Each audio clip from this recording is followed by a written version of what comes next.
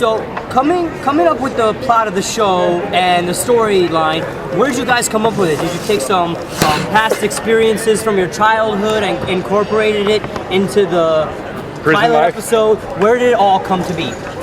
Well, it started, I came up with it probably about 5 years ago, and I thought, there have been a lot of shows about musicians, there have been a lot of movies and whatever about the rap life and coming up in the rap life, and I said, let's try to find a new, different character, and let's tell a different story about it. And so that was the reason we made a lot of the creative choices we made. We have him going into prison around 18, coming out around 28, so you kind of have this man out of time, man out of place thing going on, and he's just catching up with both the music and his friends, his family, their relationships, and trying to get back to the top, to get revenge on this guy who Method Man plays, who sent him away to jail for a crime he didn't commit, a la the 18.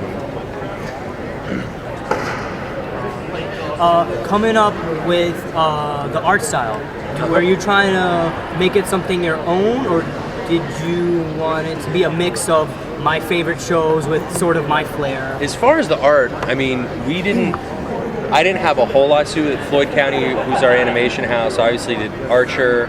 They've done some other shows. And so what they did initially was send us some, hey, we're thinking about this. And right away, the first guy I saw was Chozen, and he was done. And I was just like, okay, that's it. So as far as they probably had a lot of artists just do conceptual stuff. We just met one of the guys here at Comic-Con. Yeah, actually, the guy who invented him was here on the floor, which was crazy. Domo is his name, right? Dominique? Yeah, Dominique. And so they're in Atlanta and we're in LA. So what would happen was they'd get the script, they'd come up with ideas, and then they'd throw them out to us, and we'd either yay or nay, but we pretty much yayed from the get-go. It's all been really good stuff. Did you always kind of envision yourself getting on something like FX, or does it need to be on something that kind of gives you obviously not quite as much of a leash as like something like HBO or something, but as close as you're able to get? I think so. I think, we want to be able to use a certain type of language. Obviously we want this to feel grounded. We want this to feel real. We also think that FX, though, what they do much more important than language is they're willing to take chances. They're willing to try new things. And they get behind it and they nurture it and leave it on the air. Yeah. I think the coolest part about working with them is they really invest in our idea.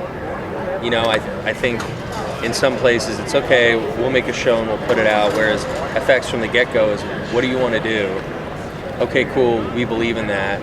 Let us help you make it. It's the artist's visions first, and if they believe in it, then they let you go do it. And I've worked at every network, not every cable network, all the main networks, and there's just so much development. There's so many hands-on. It's always going to be collaborative, but they don't. It's frustrating at times where they don't just let the person whose voice they liked in the first place continue and see that through to the end. And then one of the other tricky things I was telling Grant too is, a lot of times a show will be like, it'll be a really cool show, but on the wrong network. This is where the FX question comes. This is the right show for the right network because it is grounded, it is edgy, it does have that Roughhouse Eastbound brand. It does have flavors of Archer in it. It's like a perfect marriage of content and network, which is so rare because I've had edgy shows on soft networks and soft shows on edgy networks and the wrong actors and this one's like, it's really all come together.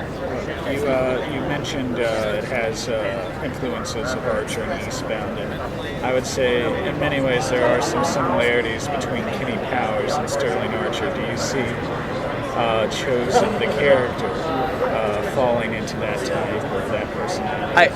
I think he's much different. I think one thing all those characters have, which makes them cool, is they're wholly confident in themselves. They all feel like very strong characters, and they know who they are, and they know what they want. And for good and bad. For good and bad, yeah. Sometimes more for bad than good. But they also just kind of go after it. Damn the torpedoes, we're going to do it. And I think that's a similarity between all three. All right, you guys, I'm sorry, I've got to yank them to another. Oh, cool. Thank you very much. Thank you.